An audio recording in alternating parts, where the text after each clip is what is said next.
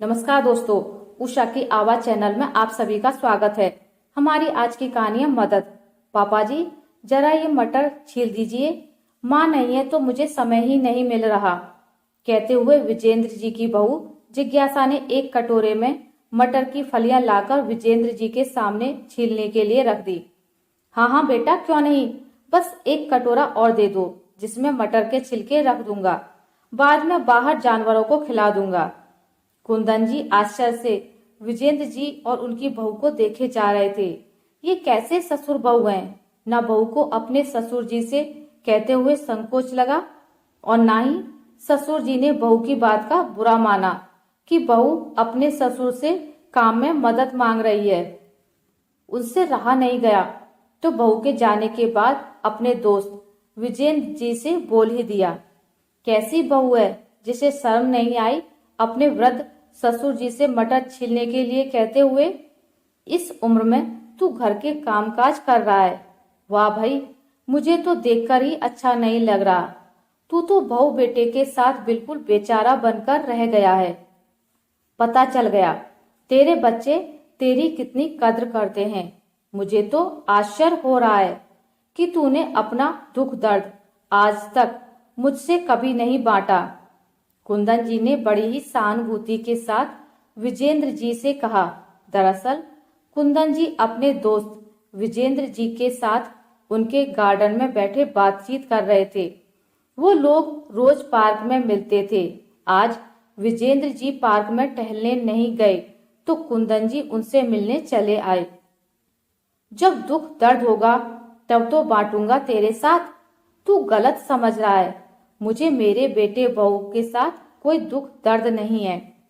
आजकल तुम्हारी भाभी जी अपने मायके गई हुई हैं और चलते समय मुझे समझाकर गई थी कि घर के कामों में बहू की मदद कर दिया करना।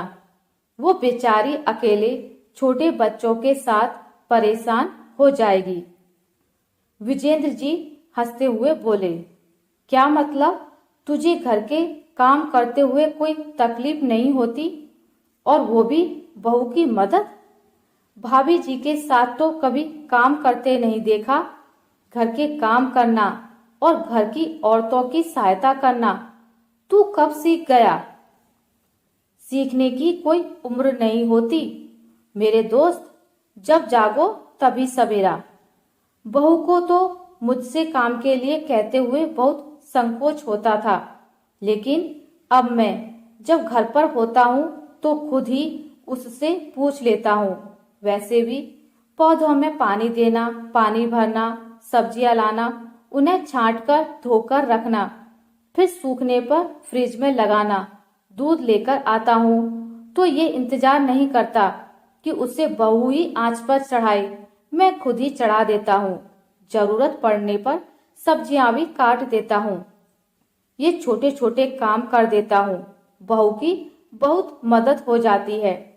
अब रिटायर हो गया हूँ तो समय ही समय है।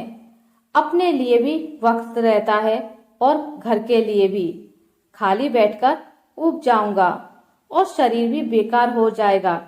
इसलिए जब तक शरीर चले चलाना चाहिए। हम भी खुश, परिवार वाले भी खुश। विजेंद्र जी की बातें सुनकर कुंदन जी सोचने पर मजबूर हो गए और बोले, यार, घर का काम करना तो औरतों की जिम्मेदारी होती है। बचपन से यही सुनते आए हैं। अब मुझसे तो ये सब नहीं होता। तुम्हारी भाभी के गुजरने के बाद तकलीफें तो बहुत होती हैं।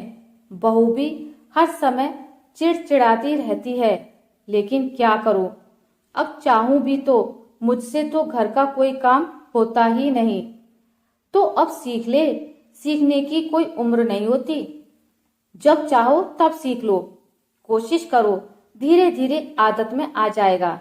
एक पते की बात बताता हूँ। घर के कामों में बहू की मदद कर दिया करो। वो खुश रहेगी तो फिर उसे चिड़चिड़ाहट नहीं होगी। घर जाते समय कुंदन जी ने रास्ते से कुछ सब्जियां खरीदी और घर जाकर अपने आप ही सब छांटकर बीनकर धोकर रख दी। बहू को देखा तो बच्चे को लेकर आराम कर रही थी तो कुछ नहीं बोले और अपने आप ही किचन में जाकर चाय बनाने लगे। खटर पटर की आवाज सुनकर बहू भागती हुई आई और उन्हें देखकर चिढ़ते हुए बोली, बाबूजी, आपको भी घड़ी भर चैन नहीं है। क्या कर रहे हैं? कुछ आता जाता है नहीं और काम बिगाड़ कर रख देते हैं।